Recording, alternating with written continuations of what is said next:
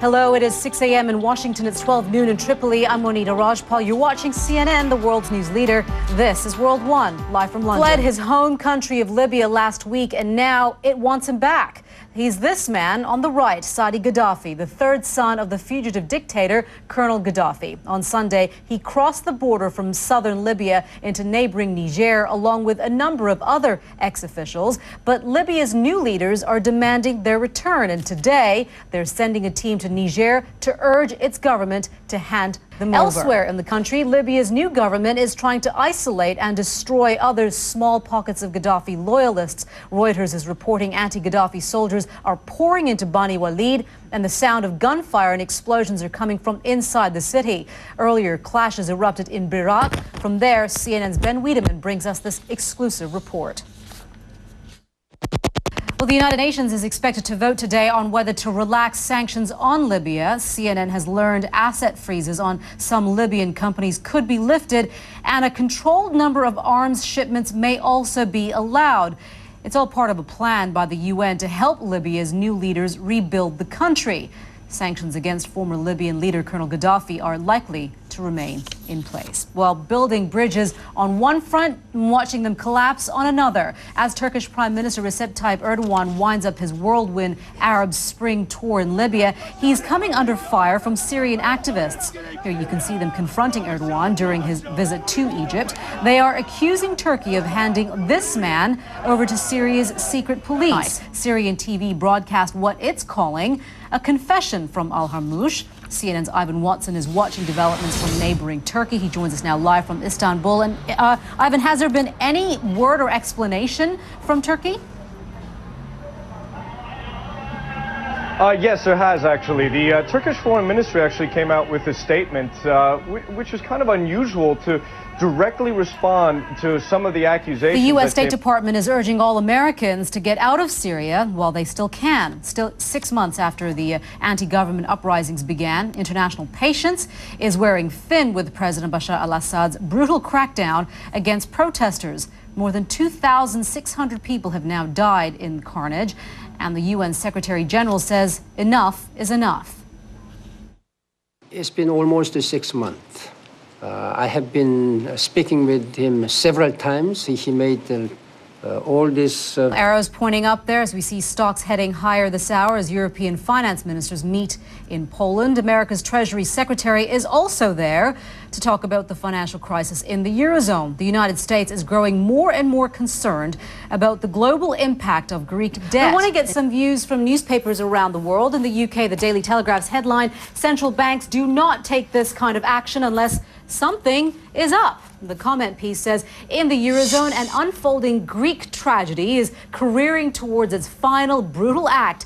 And in our joined-up global economy, that spells trouble everywhere, with the odds shortening by the day on a return to recession. There's a guest editorial in The Australian with the headline, "EU must think beyond the zone or sink." It goes on to say, to assess the likelihood of Greek default, there is no need for economic expertise. More important is an understanding of European politics. Not to allow a Greek default was always a political decision, and a stupid one at that. And finally, the International Herald Tribune's headline, "Sometimes superpowers aren't so bad." The guest editorial goes on to say, it is becoming increasingly clear that in a crisis, it is awfully handy to have a superpower around. That sentiment is being felt most strongly this week in Europe. Now remember, you can read all those articles in full at facebook.com/W1. The ratings agency Moody's says it will consider cutting its rating of Swiss banking giant UBS. A suspected rogue trader has cost the company $2 billion, one of the biggest losses of its kind in banking history. The 31-year-old man is in custody in London on suspicion of fraud. British media have named the suspect as UBS trader Kweku Adobole. CNN has not been able to verify his identity. Nina DeSantis joins us now. And Nina, do we know any more how this might have actually happened?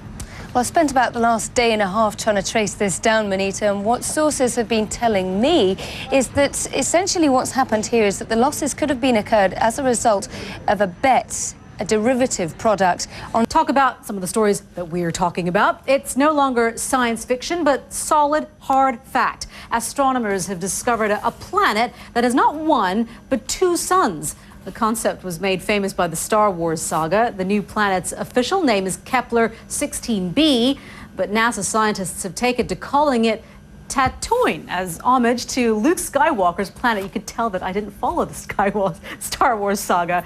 Traveling at the speed of light, it would take a mere 2 centuries to get there.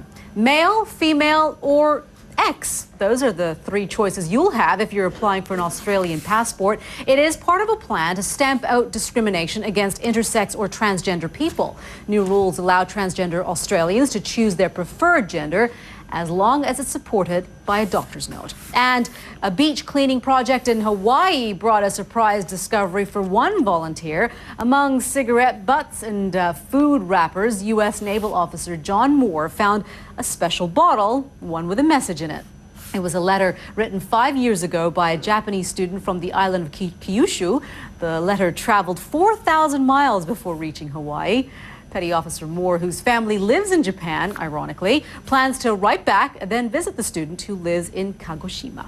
You're watching World One live from London. Yeah, we are hearing reports of heavy troop movement near 2 key cities loyal to Muammar Gaddafi. A Reuters reporter says anti-Gaddafi forces are storming Bani Walid, and gunfire and explosions are ringing out across nearby hills and valleys. Libyan forces had warned people there to leave the area by Thursday ahead of an all-out assault. Another place reportedly facing attack is Colonel Gaddafi's hometown of Sirte. Someone there is telling Reuters they've seen a convoy of trucks and tanks belonging to anti-Gaddafi forces heading towards the city and backed up by hundreds of ground troops. Well, CNN's Jill Doherty brings us now the latest from the Libyan capital, from Tripoli. She joins us now live. And of course, you know, Jill, it must be difficult to try and actually gauge in terms of who is getting the upper hand in this assault. And it just seems as though as much as the anti-Gaddafi forces are pouring into these Gaddafi strongholds, they are getting stiff resistance. Yes, and each city is different, Monita. You know, Sirte, you have heavy fighting, troops are moving in. And that is kind of like a more conventional fight. Jill, thank you for that. Jill Doherty reporting to us there from the Libyan capital, Tripoli. We want to take you now to the front lines and outside Sirte, which is Muammar Gaddafi's hometown. That's where we find CNN's Phil Black. Phil, give us an idea what you're seeing where you are. Well, Monita, this morning we have travelled with a large column of revolutionary fighters. All right, Phil, thank you. CNN's Phil Black reporting to us there from just outside the city limits of Sirte, which is Muammar Gaddafi's hometown. The Palestinian leadership says going it alone is their only option, but ahead of their likely bid for statehood at the UN next week, Israel claims it will oppose any push by the Palestinians for official UN recognition. And while the Palestinians haven't ruled out an 11th-hour deal with Israel, Mahmoud Abbas says the UN membership bid is a done deal. But as our Richard Roth reports, the drive for statehood is fraught with obstacles. The nations of the world got yet another reminder from the Palestinians of their desire for a state of their own. The only way of getting a lasting solution is through direct negotiations between the parties, and the route to that lies in Jerusalem and Ramallah, not in New York. Just heard there in that report, the Palestinians have a tough road ahead of them at the UN, but thousands of miles closer to home, what do Israelis think of their unilateral move? We want to get more on that from CNN's Kevin Flower. He joins us live from Jerusalem. Kevin, there's been a lot of diplomacy behind the scenes there. Give us the latest of what's been going on. Well, absolutely, Monita. There's been a lot of politicking back and forth. We have seen 2 American envoys from the Obama administration here. The U.S. officials have sent people to Ramallah to try to convince Mahmoud Abbas to take a little bit of a step back in this bid for a UN seat. That said, what kind of support do the Palestinians have within the region to keep pushing forward? They have a lot of support at this point. Most of the Arab League countries are supportive of this bid by Mahmoud Abbas. Kevin Flower there in Jerusalem, thank you. You're watching World One live Welcome from back. London. The host nation have been in action at the Rugby World Cup, and they put on quite the show. Don Riddell has the details. Absolutely right, Monita. Thanks very much. New Zealand will be abuzz this evening following the All Blacks thrashing of Japan in their Group A game. Monita will have much more on all of those stories for you on World Sport later on today. We look forward to that. Thank you very much for that, Don. You're watching World One live from London. A stunning finale at New York Fashion Week marks the beginning of London's biggest designer showcase. You are watching World One live from London. We are approaching almost 7 a.m. in New York, almost 1 in Berlin, and 8 p.m. in Tokyo. New York Fashion Week ended with a fabulous finale by Marc Jacobs Thursday night. His spring-summer collection for 2012 was inspired by fashion from the 1920s and 1960s with a touch of futuristic glamour. Curtain closes on New York Fashion Week. British designers are preparing for one of their biggest showcases of the year. London Fashion Week opens today, and designer Paul Costello joins us now here in the studio. Thank you so much for joining us, especially since it's only been, what, a couple of hours since your show debuted? About 9:15 in the morning. And how'd it go? Fine, yes, and Good Morning New York, my favorite city. Wish I was showing there sometimes. Yeah, yes, well, you never know. Why not? Yeah, why not? Yeah, how important is London Fashion Week for you? London is sort of it's a special fashion week. It's not as commercial as New York. Excellent. All right, we'll leave it there. Mr. Thank you very much. Thank you very much. Good luck pleasure again. to be here. Thank you. We want to take a look at the weather update. We're understanding there's some severe, several actually, tropical cyclones that we're watching. Meteorologist Ivan Cabrera is at the World Weather Center with that. Hi, yes, Ivan. with limited sexual undertones here in the Weather Department. Let's check in, Monita, as we look at some of these cyclones here. None of them too severe. All right, Ivan, thank you very much for that.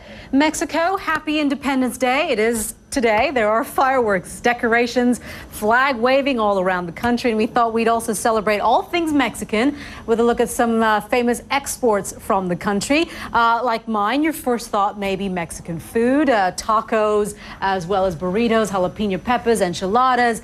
Some of my favorite things and quesadillas enjoyed around the world. Now, some of you might also enjoy tequila. From Mexico's distilleries to international bars, it's become a fashionable drink over the years. Also can be quite dangerous if you have a little too much. Also fashionable, Salma Hayek. The actress is one of Mexico's most famous Hollywood stars and perhaps one of the most beautiful. And known for its glitz and glamour, Acapulco, one of Mexico's oldest and best-known holiday destinations. All things you need to know about Mexico. You're watching World One live from London. I'm Monita Rajpal. Thank you for joining us.